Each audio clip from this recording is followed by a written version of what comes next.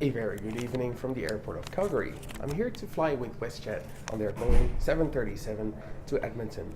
Short flight of about 30 minutes, and usually they always fly this with a turboprop, but today they're doing it on a 737-700. Let's get on board.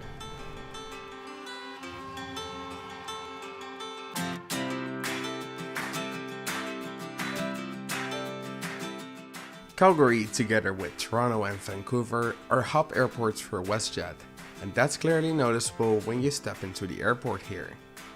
There are about a dozen check-in desks and about as many self-service kiosks in the terminal.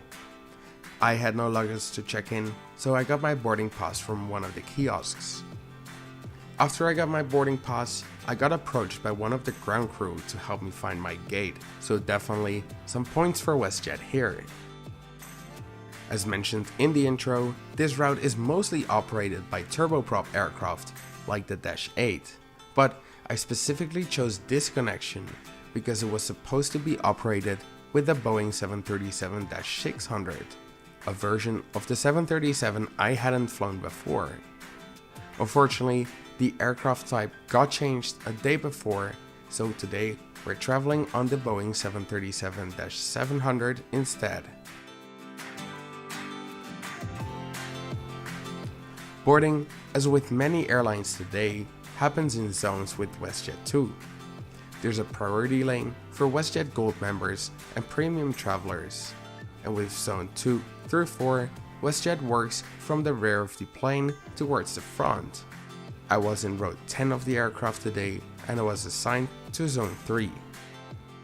Boarding commenced without a delay, and I have to say, this corner of the airport of Calgary has a rather interesting system of gates, with one door for several gates.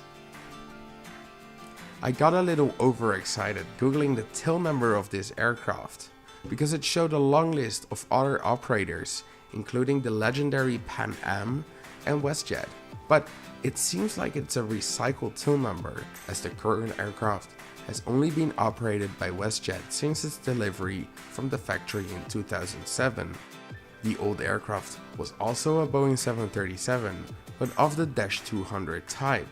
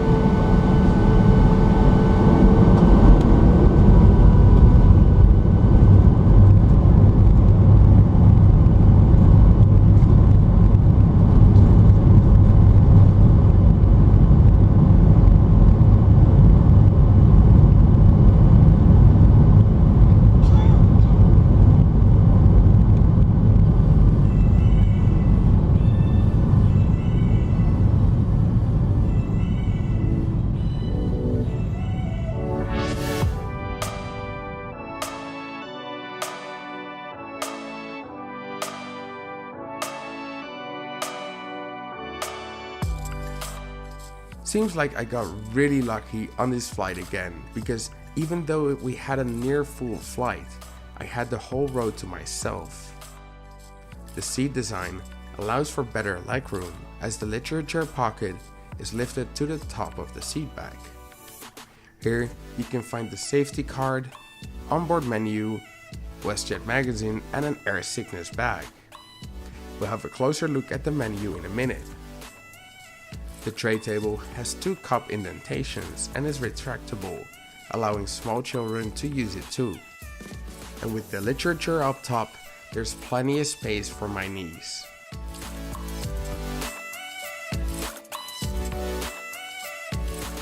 Definitely a great feature are the adjustable headrests.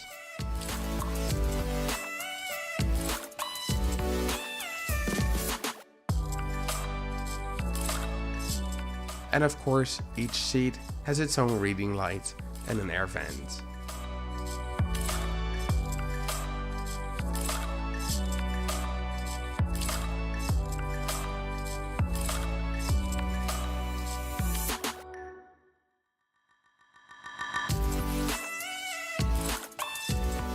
The best feature of this seat, however, is probably the universal power socket with separate USB ports.